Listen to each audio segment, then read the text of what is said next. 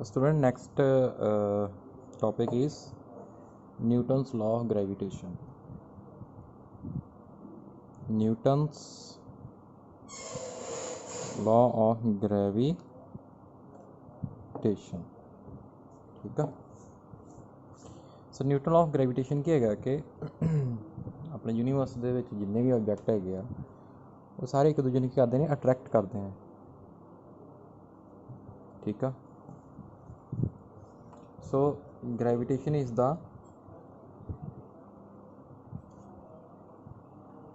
name given to the force of attraction between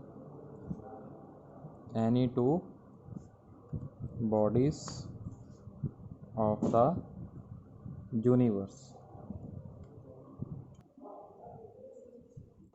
so student अज का topic है जी gravitation. Gravitation क्या है जी, कोई भी दो ऑबजैक्ट ला लो। ठीक है, वो की है यूनीवर्स के कोई दो ऑबजैक्ट ला लो, वो की कहने एक दूसरे को अट्रैक्ट करनगे। कि फोर्स लगाने, अट्रैक्टिव फोर्स लगाने, कहता करके due to their masses. So students, Newton law of gravitation क्या है जी, it states that every object in this universe attract every other object with a force. ठीक है, which is directly proportional to the product of their masses and inversely proportional to the square of the distance between them. तो 9th में भी कर चुके हैं। देखो ये ग्रेविटेशन फोर्स काहदा करके लगती है, ड्यू टू मासेस। ठीक है, जिन्होंने मासेस सफिशेंटली लार्ज है फिर ही फोर्स लगेगी। जिवें अपने विच फोर्स क्यों नहीं लगती इन्नी ज़्यादा। ठीक है, जिवें दो ऑबजैक्ट, जिवें दो बॉल्स में रखता इतने आपस में आप एक दूजे वाल अट्रैक्ट क्यों नहीं कर रही, क्यों नहीं कर रही, क्योंकि उन्होंने मास बहुत छोटा घट है, उसकी वैल्यू। ठीक है, ठीक है, तुम आ भी पुट करके देख लो, फोर्स बहुत घट लगेगी। ठीक है,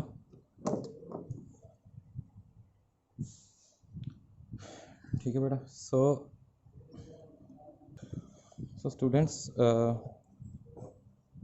सो ये फोर्स का करके लगती है ड्यू टू मासेस। ठीक है, देखो जिवें दो बॉडीज़ ने, है ना, टू बॉडीज़ ने, एक का मास M1, दूजे का मास M2। ਇਹਦੇ ਤੇ फोर्स लगाएगी, ਇਹਦੇ ਤੇ फोर्स लगाएगी, इक्वल फोर्स लगाउणगीਆਂ दोनों। ठीक है, बॉडीज़ तो फोर्स की नेचर किहड़ी होएगी, अट्रैक्टिव होएगी। ठीक है, डायरेक्टली प्रोपोर्शनल हैगी force product of the masses, तो इनवर्सली प्रोपोर्शनल हैगी स्केयर ऑफ डिस्टेंस। मतलब जिवें जिवें इन्हां नूं दूर लैके जाई जावांगे फोर्स घटदी जाएगी, लागे लैके आई जावांगे फोर्स वधदी जाएगी, क्योंकि फोर्स डिस्टेंस दे इनवर्सली प्रोपोर्शनल है। जिन्ना इन्हां दे सेंटर तो डिस्टेंस लाना तो मासिस दे की है अट्रैक्टिव प्रोपोर्शनल। जिन्ने ज़्यादा मासिस होणगे इन्हां दे उन्ना ज़्यादा की है ग्रेविटेशनल फोर्स होएगी। ठीक है,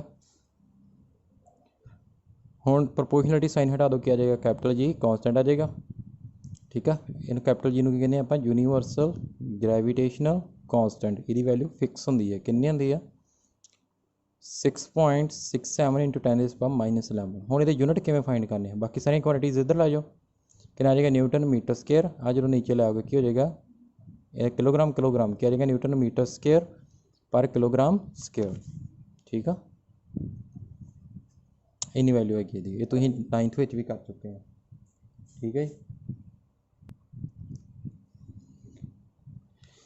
ग्रेविटेशनल कॉन्सटेंट की है एक जो कैपिटल जी है, एक है स्केलर क्वांटिटी है। हम ए फोर्स तुहानूं पता है कि है वैक्टर क्वांटिटी है फोर्स। ठीक है, ये एफ का डिमेंशनल फार्मूला पता ही है, M1 L1 T -2। Capital G का तुम डिमेंशनल फार्मूला कैलकुलेट कर लेना। किवें करना, F × R² over M1 M2 करके। ठीक है, ये कैलकुलेट कर लो।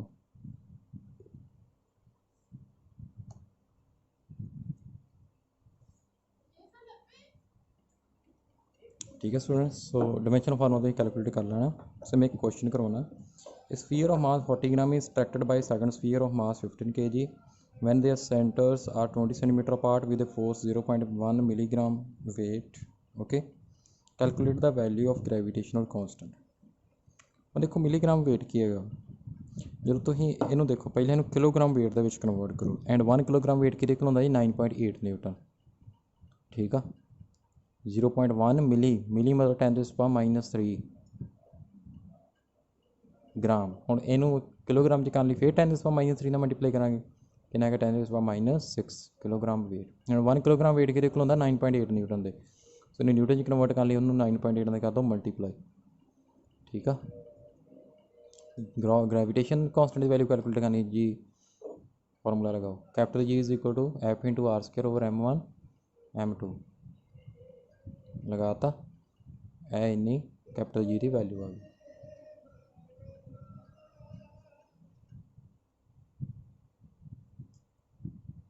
ठीक है जी। Evidence in support of Newton's law of gravitation, the rotation of earth around the sun और moon around the earth is explained on the basis of this law. Okay, so universe ਦੇ ਵਿੱਚ ਜਿੰਨੇ ਵੀ ਤੁਹਾਡੇ planet ਰਿਵੋਲਵ ਕਰ ਰਹੇ ਨੇ around the sun, they are revolving due to which force, gravitational force. ਤੇ gravitational force ਹੀ ਕਿਹੜੀ ਫੋਰਸ ਪ੍ਰੋਵਾਈਡ ਕਰਦੀ ਹੈ? ਸੈਂਟਰੀਪੀਟਲ ਫੋਰਸ, ਉਹਦਾ ਮੈਂ ਤੁਹਾਨੂੰ ਦੱਸਿਆ ਹੈਗਾ। ਠੀਕ ਆ, ਇਹ ਸਾਰੇ ਤੁਸੀਂ ਕਰ ਲੈਣੇ ਆ। ਹਾਈ ਟਾਈਡਸ, ਲੋ ਟਾਈਡਸ, ਜਿਵੇਂ SST ਦੇ ਵਿੱਚ ਤੁਸੀਂ ਪੜ੍ਹਿਆ ਹੋਏਗਾ, ਉਹ ਵੀ ਕਾਹਦਾ ਕਰਕੇ ਫਾਰਮ ਹੁੰਦੇ ਨੇ? Due to force of gravitation. Next,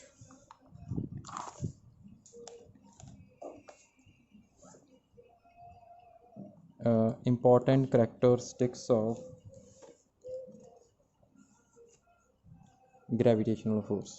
First is it is independent of nature of intervening medium। दो बॉडीज़ पईयां ने, जो उन्होंने तुसीं एयर दे विच रखिया, वाटर च रखिया, फोर्स उन्नी ही लगेगी। जिवें 40 न्यूटन फॉर एग्जाम्पल लग रही है, फोर्स उन्नी ही लगेगी। ठीक आ, वो फोर्स मीडियम ते डिपेंड नहीं करती। ठीक आ, बॉडीज़ भावें वाटर च पईयां होण, होर किसी मीडियम च पईयां होण, वैक्यूम च पईयां होण, एयर च पईयां होण, मीडियम डिपेंड नहीं करता मीडियम ते। ठीक आ, इंडिपेंडेंट ऑफ प्रेजेंस और एबसेंस ऑफ अदर बॉडीज़। जो दो बॉडीज़ विच फोर्स लग रही है ना, उदों तुसीं उन्हां नूं ही कंसिडर करना। ठीक आ, दूजियां दे फोर्स किन्नी उहदे ते लगा रही, उह तो इंडिपेंडेंट है। Third is independent of nature and size of the bodies. देखो, ये वॉल्यूम तो डिपेंड नहीं कर रही कि वॉल्यूम कितना है बॉडीज़ का, ये डिपेंड कर रही है बॉडी का मास कितना।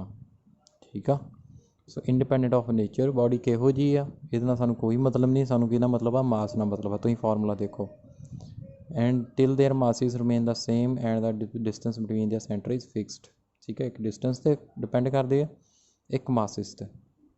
Next, form action and direction pair, that is gravitational forces are equal in magnitude and opposite in direction and hence obey Newton's third law of motion। Action reaction मतलब जिमें first body है, second body है, ये 10 Newton लगाएगी, ये भी ये लगाओगे 10 न्यूटन लगाओगी। न्यूटन थर्ड लॉ ओबे कर दिया, मैं प्रूव कर देना। Fifth one, gravitational forces are central forces as they act along the line joining the centre of two bodies. जिमें ए बॉडी है फस्ट, ये सैकेंड बॉडी है, जी लाइन जॉइन कर रही है, वो उपर ही फोर्स लगेगी। ठीक आ, ये नहीं कि इत्थे लगेगी या उपर लगी या नीचे लगी, और लाइन के अलॉन्ग ही फोर्स लगेगी दोनों बॉडी के विच। Gravitational forces are conservative forces, एक करवा चुका मैं वैकडान वाले चैप्टर कंजरवेटिव फोर्सेस प्रूव भी करवा चुके हैं वो। ठीक आ, तो नैक्सट है तुहाडा vector form of Newton's law of gravitation. देखो,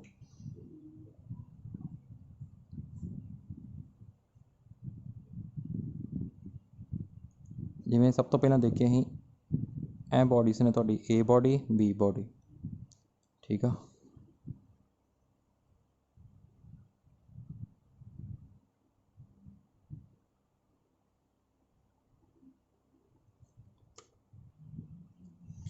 ठीक है।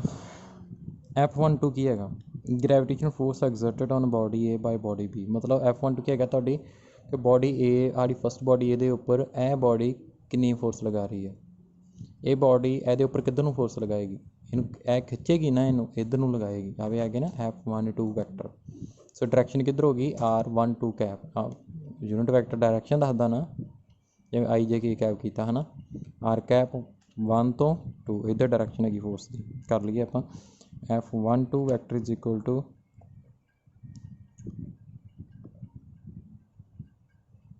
तो इन्हूं की करना है ना, डायरैक्ट फार्मूले पुट कर दिते हुए आ। तो सीधा की करना, F12 vector is equal to minus नहीं लगाना, GM1 M2 over R12 vector mod square. मैं कर ही देना तुहानूं।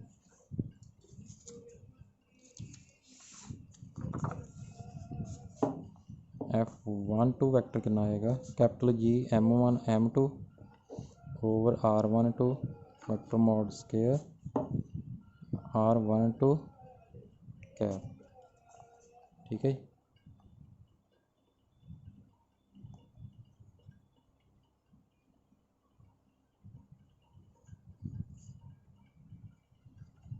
दूजी फोर्स देखो F21 vector capital G M1 M2 over distance कितना, डिस्टेंस सेम ही रहना, ठीक है।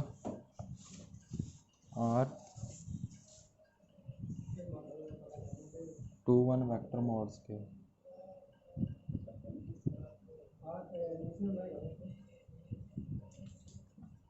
ओके। सो डायरैक्शन किहड़ी हैगी हुण इहदे उपर F21 ਕੀ ਹੈਗਾ कि सैकंड बॉडी ते कितनी फोर्स लग रही है फस्ट का करके। हुण इहदे उपर आ बॉडी किधर नूं फोर्स लगा रही है, ਇਹਨੂੰ किधर करेगी, इधर नूं खिंचेगी, इधर नूं है ना डायरैक्शन इधर नूं। सो इधर डायरैक्शन होगी R21 कैप, जो वैक्टर फॉर्म च लिखना नाल डायरैक्शन भी होनी है। यह डायरैक्शन दस रहा तुहाडा R कैप 2 तो 1 नाल। हुण डायरैक्शन दोनों की हैगियां, एक दूजे ते की हैगियां, ओपोजिट हैगियां ने। Sorry cap is equal to minus ते R21 वैक्टर मोड किहदे कोल हैगा, डिस्टेंस जिहड़ा वो तो इक्वल ही है ना। सो की आ जाएगा, इनू इत्थे पुट कर दो, की आ जाएगा तुहाडा, इत्थे कर दो पुट जी M1 M2 over R12 mod square over minus R12 cap, same यही बन जाएगा ना। सो इक्वेशन 1 इक्वेशन 2 की आ गया F12 vector is equal to minus F21 vector, मतलब किनू फॉलो कर रहे हैं, न्यूटन थर्ड लॉ नूं ओबे कर रहे हैं, ठीक है। ये वैक्टर फॉर्म हैगी, ठीक है students. So the gravitational force between two bodies are equal in magnitude and opposite in direction, ठीक है। सो ये लॉ तुहाडा ये दसदा कि जिवें ਇਹ बॉडी A है, यह बॉडी B है, ये ये कितनी फोर्स लगा रही है 10 न्यूटन, यह भी ये कितनी लगाएगी 10 न्यूटन लगाएगी, ठीक है। सेम फोर्स लगाएगी बट डायरैक्शन ओपोजिट होएगी, ठीक है।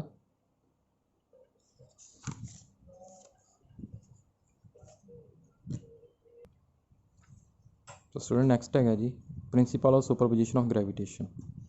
सुपरपोजिशन ऑफ ग्रेविटेशन की प्रिंसीपल है कि जिवें देखो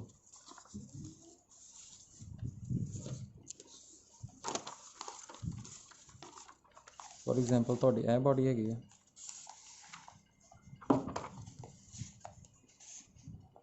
जिवें M0 कह लीए, इत्थे मास M1 M2 M3 है ना। हुण इहदे उपर टोटल फोर्स काहदा करके लगन डी है, मास M1 का करके भी लग रही है, M2 का करके भी लग रही है, M3 का करके भी लग रही है। सो तिन्नां दी फोर्स करके लिख देंगे, ये कितनी लगेगी फोर्स F03 वैक्टर, इत्थे F01 वैक्टर, इत्थे F02 vector. So total force कितनी हो जाएगी F01 vector plus F02 vector plus F03 vector, है ना। टोटल फोर्स हो जाएगी ना, ठीक है। तो सुपरपोजिशन आए करवा देना, फिर मेरी एग्जांपल करवाना है तुम्हें, देखो ठीक है। ये तो मैं तुहानूं एक नूमैरिकल करवा देना, तुहानूं क्लीयर हो जाएगा, ठीक है। हुण F01 वैक्टर किहदे कोल आएगा माइनस,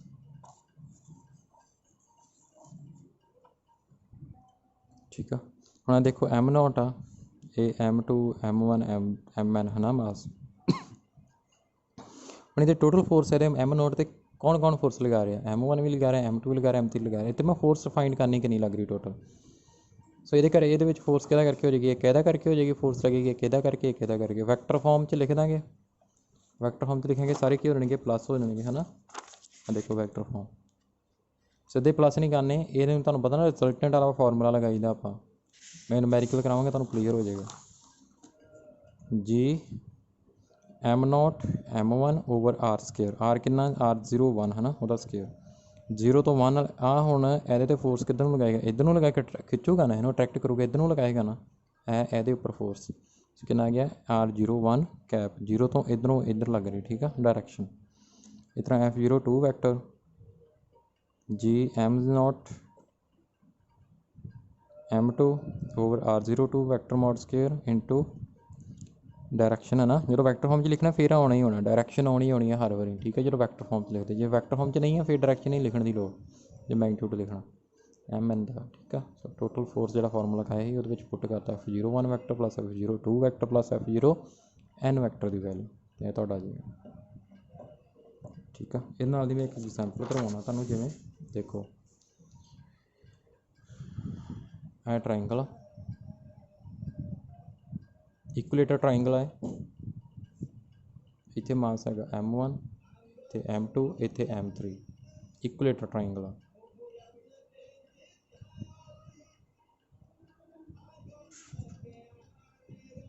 पर मैं फोर्स कितने फाइंड करनी है M3 ते, find the force acting on, find the value of force acting on M3। ਹੁਣ M3 ਦੇ ਉੱਪਰ फोर्स ਕਾਹਦਾ ਕਰਕੇ ਲੱਗ ਰਹੀ है, एक तो इस मास का करके लग रही है तो एक ਇਹਦਾ करके लग रही है। ਹੁਣ ਧਿਆਨ ਨਾਲ ਦੇਖੋ ਇਹ ਤੇ M3 ਦੇ ਉੱਪਰ ਇਹ ਕਿੱਧਰ ਨੂੰ, ਇਹ फोर्स किधर ਨੂੰ लगा रहा, ये इधर ਨੂੰ लगा रहा, अट्रैक्ट कर रहा ना ਇਹਨੂੰ, तो यह किधर लगा रहा इतने फोर्स, ये उपर फोर्स किधर ਨੂੰ लगा रहा, ये भी इधर ਨੂੰ लगा रहा। सो यह की होगी अपनी F force acting on body 3 due to 1, जिन्होंने सीधा कह लो F1 वैक्टर, इनू कह लो F2 वैक्टर, कहता। पहले इन्होंने मैगनीट्यूड फाइंड कर लो, पहले हम रिजल्टेंट फाइंड करना, रिजल्टेंट फाइंड करोगे ना, इन्हों का वैक्टर है ना, रिजल्टेंट फाइंड करना किवें करोगे, आर किया ना √a² वैक्टर फॉर्म च प्लस 2ab cos थीटा। हम टोटल रिजल्टेंट फोर्स फाइंड करने की आ जाएगा F1² plus F2² plus 2 F1 cos theta. हम F1 की वैल्यू तुहानूं पता किवें कैलकुलेट करनी है, सॉरी इन्हें मैंने डिस्टेंस लै लेना, साइड हैगी है A, ठीक है। हम cos थीटा कितना वा, कितना इन्हां दोनों एंगल कितना लग रहा है, इन्हां दोनों फोर्स 60 डिग्री, इत्थे की पुट कर दोगे 60 डिग्री। हम F1 तो F2 की वैल्यू कितनी होएगी, देखो F1 कितना होएगा, F1 फोर्स इच लग रहा ना, F1 मैगनीट्यूड आ कितना लग रहा capital G, M2 M3 over distance कितना A², F2 कितना होएगा capital G M1 M3 over A²। इस वैल्यू पुट कर दो, तुहाडा क्या आ जाएगा, आंसर आ जाएगा। लगी सुन समझ, सुपरपोजिशन इदा लगता तुहाडा प्रिंसीपल। और मैं एग्जाम्पल करवा देना, for example A mass M1 same line ते एक्ट कर रहे हैं, ये M2 आ, ये M3, ये डिस्टेंस हैगा A, इहदा भी डिस्टेंस हैगा A। मैं कहना जी फोर्स फाइंड करो, force on mass M2, mass M2 तो फोर्स बनी है, देखो तुम सब तो पहले देखोगे तो फोर्स किहदा करके लगन डी, एक M1 करके